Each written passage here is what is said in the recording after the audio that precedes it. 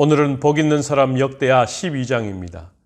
11장에서 비록 왕궁이 분열되었지만 르호보암이 여로보암의 명령을 받아들여 북이스라엘과의 전쟁을 포기하고 국방을 튼튼히 하며 북이스라엘에서 남아한 제사장과 레인들을 수용하는 등 선하고 지혜롭게 정치함으로 남왕국이 번영하는 것을 보여주고 있습니다. 그리고 오늘 12장은 그렇게 하나님의 말씀에 순종하고 겸손하던 르호보암이 교만과 어리석음으로 하나님을 버렸다가 애굽의 침입을 받아 남유다 왕국이 쇠퇴한 사실을 보여주고 있습니다. 르호보암은 전국 도처에 견고한 요새를 세우고 왕국을 견고하게 했습니다. 자신의 통치권을 막강하게 하여 나라가 안정되자 교만에 빠지고 말았습니다. 남북 분열 직후만 하더라도 르호보암은 열지파가 되는 북이스라엘의 침공에 대해 위기의식을 느낀 나머지 하나님의 도우심을 구하며 율법을 겸손하게 지켰습니다.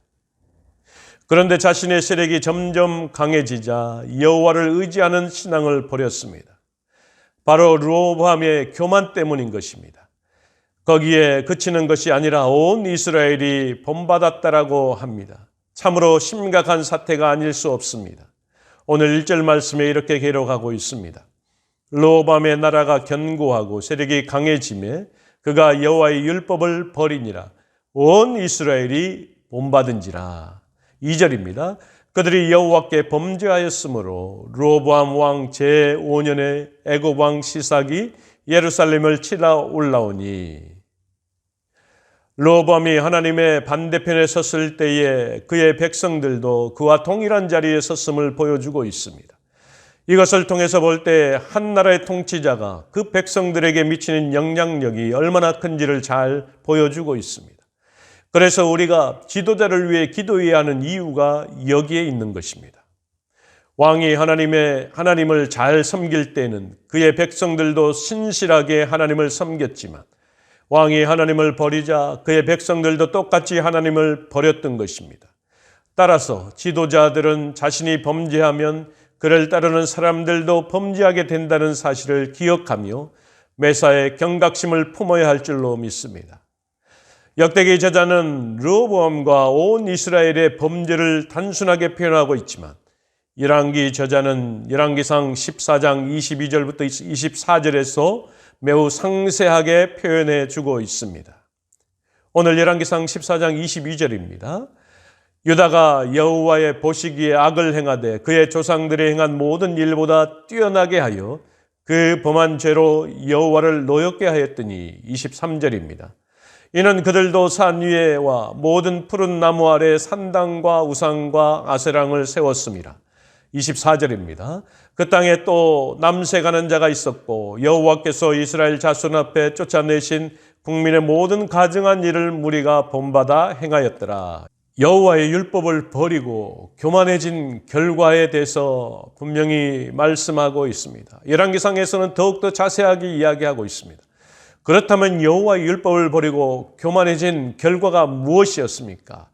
바로 애굽 왕 시삭이 예루살렘을 침공한 것입니다. 시삭은 애굽의 제22왕조의 창시자로서 BC 945년에서 924년까지 대략 21년 동안 애굽을 통치한 왕으로서 과거 여로보암이 애굽에 망명했을 동안에 그를 보호해 주었던 인물이었습니다. 시삭은 남북이 분열되어 있을 때에 이스라엘을 정복할 기회로 삼았습니다. 병거 1200대와 기병 6만 명, 셀 수 없는 군대를 이끌고 유다와 예루살렘으로 진격해 왔습니다. 그때 예루살렘으로 피신한 르호보암과 지도자에게 스마야 선지자는 너희가 나를 버렸으므로 나도 너희를 버려 시삭의 손에 넘기겠노라고 책망의 예언을 전했습니다. 오늘 5절 말씀입니다. 그때 유다 백성들이 시삭의 일로 예루살렘에 모였는지라 선지자 스마야가 르호보암과 백성들에게 나와 이르되 여호와께서 이같이 말씀하시기를 너희가 나를 버렸으므로 나도 너희를 버려 시삭의 손에 넘겼노라 하셨다 한지라. 아멘.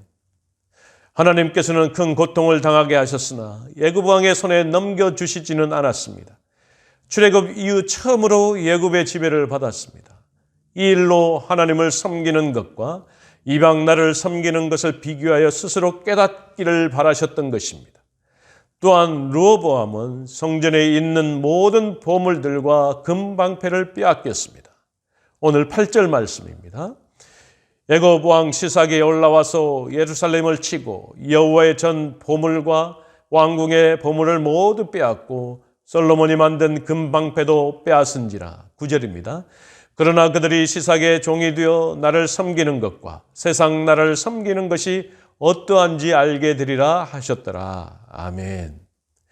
르호보암과 유다 백성들은 회개한 결과 하나님께서 노를 돌이키사 최악은 면하게 하셨습니다. 한 세대 만에 다윗의 영광을 추락하고 말았습니다. 모든 축복은 잃어버렸습니다. 비록 죄를 지었다 할지라도 그 가운데 돌이켜 회개만 하면 하나님은 은총을 경험하게 된다는 것을 보여주신 것입니다. 마지막으로 르호보암의 죽음을 앞두고 그의 통치를 가르쳐주고 있습니다. 그는 41세의 왕이 되어 17년 동안 통치했습니다. 르호보암은 순종과 불순종의 결과를 보여주는 또 한 사람의 증인이 된 것입니다. 한 나라의 지도자의 모습이 얼마나 중요한지를 보여주고 있습니다. 그리고 하나님의 말씀을 순종하느냐, 불순종하느냐의 결과는 참으로 무서울 정도였다라는 것입니다. 불순종의 결과로 심판과 징계를 받게 되지만 그럼에도 불구하고 회개하고 돌이키면 회복해 하시는 하나님의 긍휼하심을 또한 경험할 수 있는 것입니다. 사랑하는 성도 여러분, 오늘을 살아가면서 지도자들을 위해 기도해야 될 이유가 여기 있는 것입니다. 아울러 하나님의 말씀에 순종함으로 주의 복을 받아 누리심으로 온전케 하시는 하나님의 긍휼하심을 경험할 수 있는 것입니다. 사랑하는 성도 여러분, 오늘을 살아가면서 이 나라와 이 민족을 위해서 날마다 기도하시기를 원합니다. 매일 저녁 10시에 나라와 민족을 위해 교회와 가정을 위해 기도하는 기도에 동참해 주시기 바랍니다. 아울러서 코로나 바이러스가 온 세계를 점령하고 있고 또 그것에 두려워하여 많은 어려움을 겪고 있는 세계 민족들을 위해서 또 지도자들을 위해서 또 그것을 이겨내고자 사투를 벌이고 있는 의료진들과 연구진들을 위해서 함께 기도할 수 있는 저와 여러분이 되기를 주의 이름으로 간절히 축원합니다. 같이 기도하겠습니다. 전능하신 여호와 하나님 아버지, 참으로 감사합니다. 르호보암이 교만했을 때에 하나님의 말씀에 불순종하여 잃어버리는 것들이 많이 있었습니다. 심판과 징계를 받게 되었습니다. 애굽의 시삭의 침공을 통해서 그들이 어려움에 처하게 되어 있었던 것입니다. 그러나 하나님, 그런 상황 속에서도 하나님 앞에 회개하고 돌이키면 언제든지 하나님은 회복케 하시고 긍휼하심을 베풀어 주시는 분임을 또한 믿습니다. 한 나라의 지도자가 얼마나 중요한가를 우리에게 또한 보여주고 있습니다. 한 나라의 지도자가 교만하면, 우상을 섬기면 그 백성들 역시 교만하고 우상을 섬길 수밖에 없었던 그 내용을 우리에게 가르쳐주고 있습니다. 주의 하나님 아버지, 이 나라의 민족 위정자들과 대통령을 비롯한 위정자들과 정치인들과 모든 지도자들을 주님이 함께 하시기를 원합니다. 뿐만 아니라 그것을 위해 기도하는 모든 백성들 심령 가운데 주님이 찾아가 주셔서 다시 한번 우리가 나라를 위해서 기도할 수 있는 심령으로 거듭날 수 있도록, 가정과 교회를 위해서 기도할 수 있는 그러한 심령으로 거듭날 수 있도록 오늘도 함께하여 주옵소서. 모든 것 주님께 의지합니다. 예수님의 이름으로 간절히 기도하옵나이다. 아멘.